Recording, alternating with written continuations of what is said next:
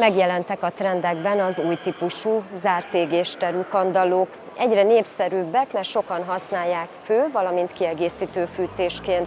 Környezetbarátak és divatosak az oldalüvegesek.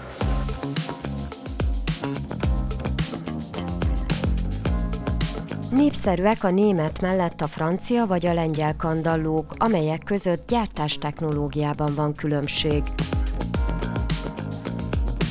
A legtöbb kandalló most már környezetbarát, tehát emiatt egyre többen választják a kandallót, mint alternatív fűtési módot. A kandallóknál az emberek ugye a kandalló betétet értik, amit ugye körbeépítünk. Egy kandalló kályhánál viszont a kandalló kályhát leteszik, bekötik a kéménybe, és onnantól kezdve készen van, tehát ezt nem kell külön körbeépíteni.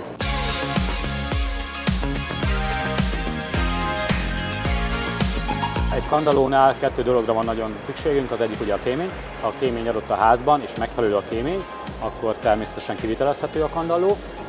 Emellett ugye most már a legtöbb kandallóbetét zárt égésterű kandalló, ami azt jelenti, hogy belső levegőt, szobalevegőjét nem használja.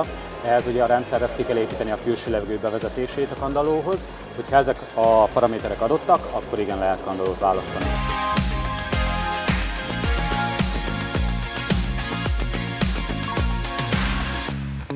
Milyen kiegészítő fűtésekkel kombinálható a kandalló, és milyen szempontokat vegyünk figyelembe a választásnál? Igazából minden fűtéssel kombinálható egy kandalló, hiszen független a legtöbb kandalló. Vannak vízteres kandallók, amik akár rendszerre is köthetőek. Vannak a légfűtéses kandallók, amik mindentől függetlenek. Például ha egy légfűtéses kandallót beteszünk a házba, az ugye kétfajta hővel dolgozik. Van egy konvekciós hő, amit maga körül keringet, illetve egy sugárzó, amit az üvegfelületen keresztül ad le. Természetesen most már ez sem minden kandalló rég, hiszen ezeket lehet most már kombinálni, de a legtöbb esetben ugye ezek függetlenek mind az áramforrástól, mind mindentől, tehát a kandalló az független. A kandallókat körbe lehet építeni hőtárolós vagy szigetelő lapokkal, és olyan színben, dizájnban és méretben készítik el, amilyennek szeretnénk. A legnépszerűbbek a minimálmodern irányok voltak, de én úgy veszem észre, hogy a csempeburkolatok is egyre népszerűbbek, tehát jön vissza a csempe is divatba. Minden kandallónak megvan a sajátossága, mind méretben, magasságban, mindenben változtathatunk, sőt a kandallóknak a belső anyagán is változtathatunk, tehát vannak ilyen világos belsővel készült kandallók, mellettünk vannak fekete belsővel készült kandallók, de van olyan gyártó, aki például piros színre is tudja a belsőt színezni.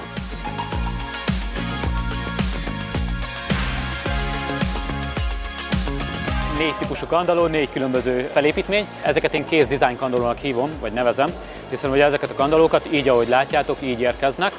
Ezeket be lehet tenni a helyére. Nagy előkészületeket nem igényelnek, hiszen darabokból érkezik, össze kell őket rakni igazából, mint egy legót. Szakember szükséges ugye az összerakásához. Betonburkolatos kandallók, tehát az azt jelenti, hogy ilyen betonhatású burkolattal érkeznek, de ezek bármikor festhetőek.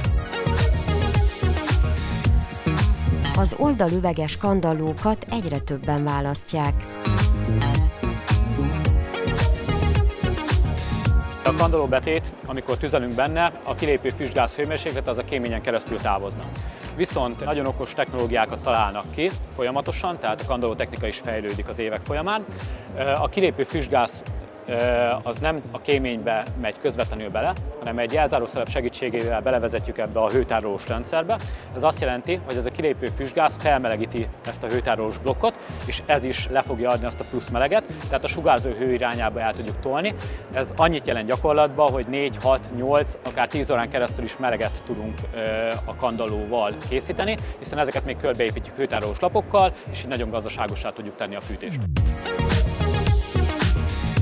Kedveltek a teraszmelegítők, amelyek gázpalackról működnek, de sokan választják a szabadon álló kályhákat is. Ez szakember igazából a bekötéshez szükséges, de ezeket nem kell külön körbeépíteni, betesszük a helyére, bekötjük a kéménybe, és onnantól kezdve ugye használhatóak lesznek a termékek. Nagyon sok méretben, színben elérhetőek, tehát nagyon népszerűek, hiszen ezek tényleg sokkal egyszerűbben telepíthetőek. Érdemes szakemberrel konzultálni, amennyiben kandallóban vagy kályhában gondolkodunk, és szükséges a helyszíni felmérés is, ahol figyelembe veszik többek között a kémény és a kandalló méretét, a külső levegő kiépítését és a dizájnt.